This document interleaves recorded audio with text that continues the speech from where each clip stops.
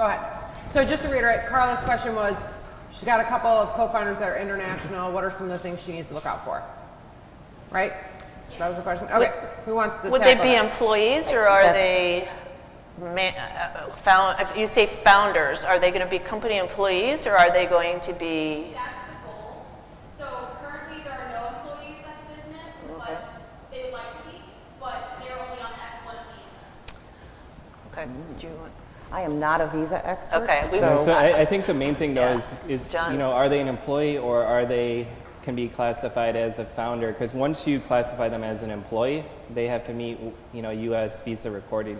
So if they're not able to work here in the U.S., they're not going to be able to work for that startup. But there's no law that says, you know, an international student can't create a company here in the U.S. who can't work for a company as a founder, but you can't make them an employee unless they have the proper visas. So they can be a co-founder, but not an employee. That isn't something they can be classified as? Correct, but once the roles start to, you know, change, you know, you got to be careful that they don't necessarily become, you know, the employee as opposed to the founder and what they're doing. So it's going to be about those responsibilities, kind of who's doing what, and being careful with that distribution. It would be my opinion. Correct, and you know, they're not going to be able to take a paycheck as an employee, things like that, if they don't have the proper visas. I have a follow-up question. We're in the very beginning stages, and we're going to be hopefully getting some grant money. If I were to purchase something with that money through the company and give it to them, would that be considered a gift, or would that be something that's taxable? Let's say like a computer or just a technology.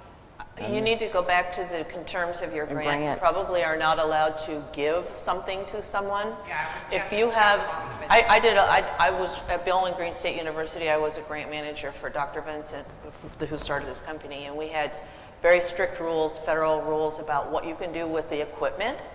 And if you know, Devin's my employee, he needs a laptop. So I go out and buy Devin a laptop, and Devin uses it. And then when Devin decides he doesn't want to work, or you know, we want to go our separate ways, he must give that equipment back. When the grant is over, all of that equipment then belongs to the university. It all went back into BGSU's lump of stuff they owned. You got to. It depends on the terms of the grant. So you can't just assume that you can hand somebody a. I mean, other than consumables, you can give them a pen, some paper. You can buy them donuts and coffee, maybe. But you have to make sure that you comply with the terms of the federal grant. Yeah, and I would guess whatever you purchase should belong to your company anyway, not belong to your employees personally, would be my guess. But I would. That's the grant I was talking to you about. Yep. But actually give it to me in my name, not to the company. Yeah. So you know what? I think we should. That's a really good question, and maybe offline that a little bit. And, well, we have in-kind coming up with an accountant, and that might be something to have to sign up for. John, is that what you think she should go? Yeah, definitely somebody on the tax side. Yep.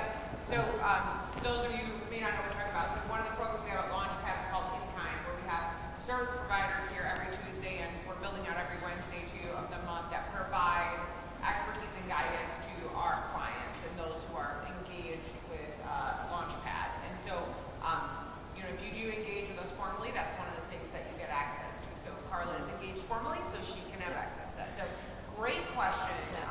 Now back to your original question, though, you want to make sure you know how to get an H-1B visa sponsorship, and they're very difficult to obtain on the participant end, and there's a lot of work to administer one from the employer side. So make sure you go in with their eyes wide open. Yeah. Good.